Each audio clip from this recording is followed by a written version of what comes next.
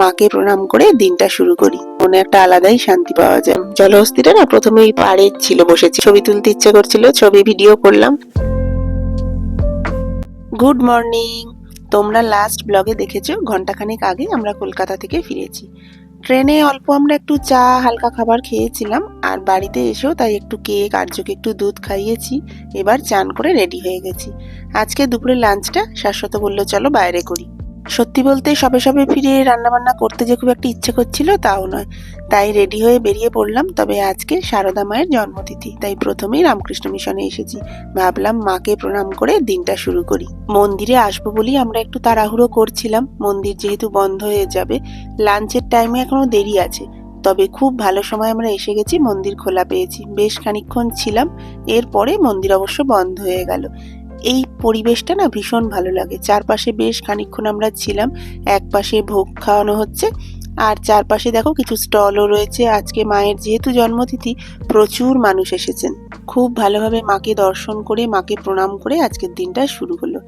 এবার এখান থেকে আমরা বেরিয়ে যাব, ভাবছি যেখানে লাঞ্চ করব একেবারে সেখানেই চলে যাব। তবে সত্যি বলতে মন্দিরে এসে না মনটা ভীষণ ভালো লাগলো। আসলে এখানে যখনই আসি মনে একটা আলাদাই শান্তি পাওয়া যায়।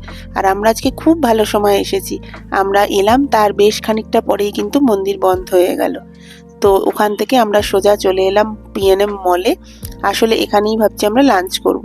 আমরা আগে কিছু ভেবে আসিনি, এখানে এসে ভাবলাম তাহলে ম্যাকডোনাল্ডে যাই, ওখানেই খাওয়া দাওয়া করব। তো সেই মতো ওদিকেই যাচ্ছি। ক্রিসমাস উপলক্ষে মলটা বেশ সাজানো, তাই একটু দাঁড়িয়ে দেখলাম, ছবি তুললাম। আর্যবাবুকেও বললাম কিছু আয় ছবি তুলি, তবে ও এখন সেরকম ছবি তুলতে ব্যস্ত নয়, চারপাশটা দেখতেই বেশি ব্যস্ত। তো ঢুকে পড়েছি ম্যাকডোনাল্ডে। ভিড় আছে, তবে সেরকম কিছু নয়, রবিবার এটুকু ভিড় থাকেই। আমি আর আর্য এখানে বসেছি, শাশ্বত দিকে অর্ডার দিতে গেছে। তবে সবচেয়ে বেশি খুশি বোধহয় আর্যবাবুই হয়েছে। ও এতক্ষণে বুঝে গেছে এখনো বার্গার খেতে পারবে, তো সেই খুশিতে এখন অপেক্ষা করছে আর কতক্ষণে বাবা নিয়ে আসবে। তাই ওকে সেটাই বোঝাচ্ছি, চুপ করে বস, ঝটপট তাহলে বাবা নিয়ে চলে আসবে। যেখানটায় অর্ডার দিচ্ছে এখানটায় না সেলফ কিয়স্ক একটা রয়েছে, তো ওখানটাতে প্রথমে আমরা গিয়েছিলাম, কিন্তু ভিড় রয়েছে ওখানটা, ওই জন্যই আর্যকে নিয়ে সিটে এসে বসলাম। শাশ্বতকে বললাম তুমি বুঝে অর্ডার দিয়ে দাও।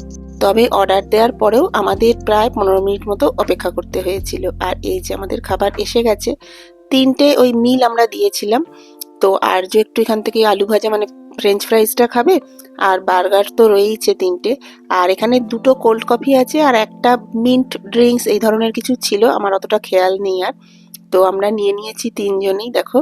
আর্য মহা খুশি ফ্রেঞ্চ ফ্রাইজ বার্গার খেয়ে। এরপর খাওয়া দাওয়া করে আমরা বেরিয়ে পড়েছি। এসেইছি যখন মলে একটু ঘুরবো ভেবেছি, খানিকক্ষণ থাকবো তারপর বেরোবো। তবে ঘুরতে ঘুরতে শাশ্বত আর আর্য দুজনে মিলে ঠিক করলো যে চলো একটু বাঘ দেখে আসি। আর আর্য ভীষণ ভালোবাসে জু যেতে, শাশ্বতও তাই। আমি বললাম চলো তাহলে। আমার এনার্জির লেভেলটা একবার ভাবো, আজকে 4:30টার আগে ঘুম থেকে উঠেছি ভোরবেলায়। তারপরে আমরা হাওড়া স্টেশনে এসেছি, পুরোটা ট্রেন জার্নি করে বাড়ি এসে ফ্রেশ হয়ে আবার বেরিয়ে পড়েছি। তবে আর্যবাবু কিন্তু পুরো ট্রেনটা আজকে ঘুমিয়েছে, মানে ট্রেন ছাড়ার আগে ও ঘুমিয়ে পড়েছে, আর পুরো টাটানগর ঢুকছে তখন ওকে ডেকেছি। তো ওই জন্য পুরো এনার্জি পেয়ে গেছে, মানে পুরো ট্রেনটাই ঘুমিয়ে নিয়েছে। আর এখানে এসে ভীষণ খুশি হয়েছে। সমস্ত বাচ্চারাই আসলে চিড়িয়াখানা আসতে ভীষণ পছন্দ করে, আর্যও সেরকমই। তো ও আজকে দারুণ আনন্দ করেছে বাবার সাথে। টিকিটে বেশ লাইন ছিল, আসলে শীতকাল মানেই তো তাই, চিড়িয়াখানায় ভিড় জমবে খুব স্বাভাবিক। তো মেয়েদের লাইনটা দেখলাম একটু ছোট ছিল। লাইনে দাঁড়িয়ে মোটামুটি আমাদের টিকিট কাটা হয়ে গেছে, ভেতরে ঢুকে পড়েছি। এসেই প্রথমে ক্রোকোডাইল দেখলাম, এরপর দেখি ভেতর দিকে যাই। এইবার এসেছি সিংহ মহারাজের কাছে। শীতের দুপুরে রোদ পোয়াচ্ছেন বেটা। সিংহ দেখেই চলে এসেছি বাঘের কাছে। বাঘও তখন বেশ রাজকীয় ভঙ্গিতে দেখো বসে বসে রোদ পোয়াচ্ছে। তো আর্য তো বাঘ আর সিংহ দুটোই সামনে থেকে দেখে প্রত্যেকবারই দারুণ খুশি হয়, আজও সেরকমই হয়েছে। এরপর দাঁড়াও দেখি পরেরটাই কি রয়েছে। ও এখানে আবার জলহস্তী রয়েছে। জলহস্তিটা আমরা খুব ভালো সময় এসেছি, পাড়ে ছিল, আস্তে আস্তে জলে নেমে গেল। তো পুরো ওইটা আমরা দাঁড়িয়ে দাঁড়িয়ে দেখলাম। এইখানে এসে আমরা বেশ অনেকক্ষণ দাঁড়িয়েছিলাম। জলহস্তিটা না প্রথমে ওই পাড়ে ছিল, বসেছিল, তারপরে টুকটুক করে এসে জলে নামলো আর এই পুরো সামনে দিয়ে এলো। তো আর্য এটা দাঁড়িয়ে দেখলো, অনেকক্ষণ বেশ মজা পেলো, ভালোই লাগছিল আমাদেরও। সবাই বেশ এখানটা জড়ো হয়েছে, ফটো টটো তুলছিল। তো এই যে দেখো আস্তে আস্তে কিরকম জলে ঢুকে গেল। অনেকটাই ঘোরাঘুরি হয়েছে, এবার একটু বসার জায়গা পেয়ে বসে পড়েছি। আর্যবাবু বসেনি, ওর বিশাল এনার্জি, বাবা মা একটু ক্লান্ত হয়ে বসে পড়েছে। তবে এবারে একটা নতুন জিনিস দেখলাম জানো তো, এই বাটারফ্লাই হাউস। এটা নতুন হয়েছে, মানে এসে দেখলাম গতকালকেই উদ্বোধন হয়েছে।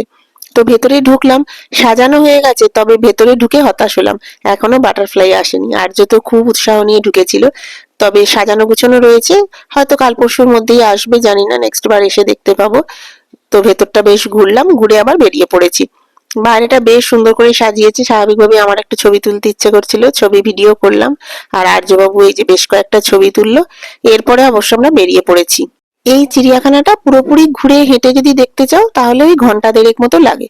তবে আজকে না আমরা পুরোটা দেখিনি, 1 ঘন্টা মতো ছিলাম, বেরিয়ে পড়েছি। ফেরার পথে আবার জুবিলি পার্কে ঢুকেছি। ওই মাঠে একটু আর্য খেলবে, আমরা একটু বসেই ছিলাম, আর্য ওই খোলা মাঠটা পেয়ে বেশ খুশি হয়। তো খানিকক্ষণ ওই জন্য এখানেই বসেছিলাম। তবে ভেবেছি এখান থেকে এবার বাড়ি চলে যাব। এই সন্ধে সন্ধে হয়ে আসবে, তার আগেই ঢুকে যাব। তো আর্য আবার একটা বল দেখতে পেয়ে বল কিনলো, এখন বাবার সাথে একটু বল খেলছে, ওই একটু খেলবে খোলা মাঠে, সেই জন্যই আসলে আসা। আমি ক্লান্ত হয়ে বসে পড়েছি, ওরা বাবা ছেলে একটু খেলে নিক, এরপরে বাড়ি যাব।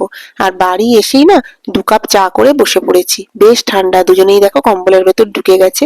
আর্যবাবু তো ওখানে সবটা শেষ করতে পারেনি, সেগুলো আবার প্যাক করে নিয়ে এসেছিলাম। এবার আরাম করে বসে একটু চা খাই, আর আজকের ভিডিওটা এখানেই শেষ করে দিচ্ছি। যদি ভিডিওটার কোথাও কিছু ভালো লাগে তাহলে একটা ছোট্ট লাইক করে দিও। আর তোমরা প্রত্যেকে খুব ভালো থেকো, সবাইকে ভালো রেখো, আর খুব খুব পজিটিভ থেকো।